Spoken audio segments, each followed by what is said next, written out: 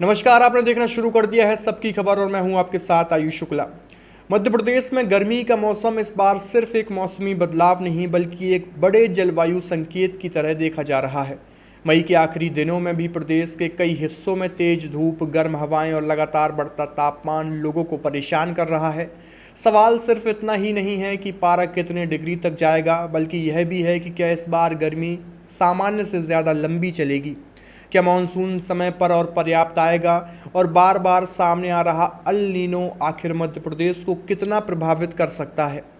उपलब्ध मौसम संकेत और पिछले वर्षों के पैटर्न बताते हैं कि आने वाले हफ्ते प्रदेश के लिए बेहद अहम हो सकते हैं। मध्य प्रदेश भौगोलिक रूप से देश के उस हिस्से में आता है जहां उत्तर भारत की गर्म हवाएं, पश्चिमी शुष्क परिस्थितियां और मानसून की प्रगति तीनों का असर एक साथ दिखाई देता है। यही कारण है कि यहाँ मौसम तेजी से बदलता भी है और चरम भी होता है। अभी प्रदेश के कई हिस्सों में दिन का तापमान सामान्य से ऊपर जाने और हीट स्ट्रोक की स्थिति बन रही है।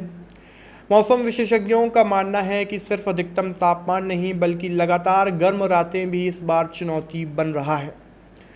अब बात उस शब्द की करते हैं अब बात उस शब्द की, अल नीनो, जिसका नाम हर साल गर्मी और मानसून की चर्चा में सामने आता है। अल नीनो कोई तूफान नहीं है बल्कि प्रशांत महासागर के मध्य और पूर्वी हिस्सों के समुद्री पानी का सामान्य से अधिक गर्म हो जाना है। यह बदलाव हजारों किलोमीटर दूर भारत के मौसम को भी प्रभावित कर सकता है। जब समुद्र का तापमान बदलता है तो हवा की दिशा, नमी का वितरण और बारिश के पैटर्न भी बदल जाते हैं। भारत में कई बार अल नीनो के दौरान मानसून कमजोर, बारिश आसमान और गर्मी ज़्यादा महसूस की गई है। अगर इतिहास देखें तो अल नीनो वाले कई वर्षों में मध्य प्रदेश और भारत में असर दिखाई दिया है। कई जिलों में सामान्य से कम वर्षा, लंबे शुष्क दौर, जलाशयों में दबाव और खेती पर असर देखा गया। हालांकि हर अल नीनो का असर एक जैसा नहीं होता। इस बार मौसम वैज्ञानिक सिर्फ कितनी बारिश होगी नहीं देख रहे हैं बल्कि यह भी देख रहे हैं कि बारिश कब शुरू होगी, कितने अंतराल से होगी और कितने दिनों तक टिकेगी। मध्य प्रदेश के लिए सबसे बड़ा सवाल अगले कुछ हफ्तों का है। अगर प्री मानसून गतिविधियां कमज़ोर रहती हैं और मानसून की प्रगति धीमी होती है तो जून के शुरुआती और मध्य हिस्से में कई इलाकों में तापमान फिर ऊंचे स्तर पर पहुंच सकता है। कुछ क्षेत्रों में आंधी और हल्की बारिश राहत देगी, लेकिन उससे कुल गर्मी खत्म नहीं होगी।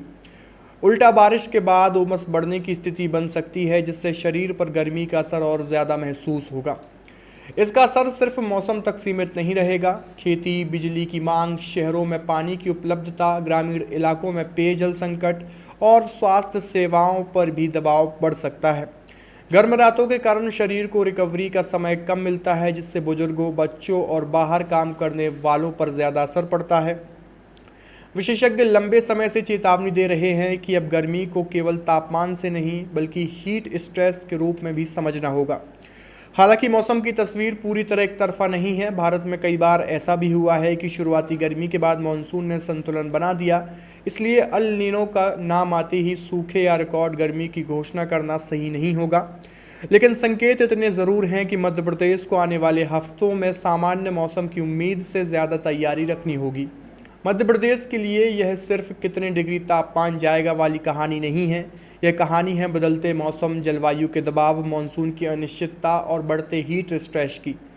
आने वाले 20 से 30 दिन तय कर सकते हैं कि प्रदेश को राहत वाली बारिश मिलेगी या लंबी गर्मी या और उमस का दौर झेलना पड़ेगा। फिलहाल संकेत यही है कि गर्मी अभी पूरी तरह नहीं गई है और असली राहत अब मानसून की चाल तय करेगी।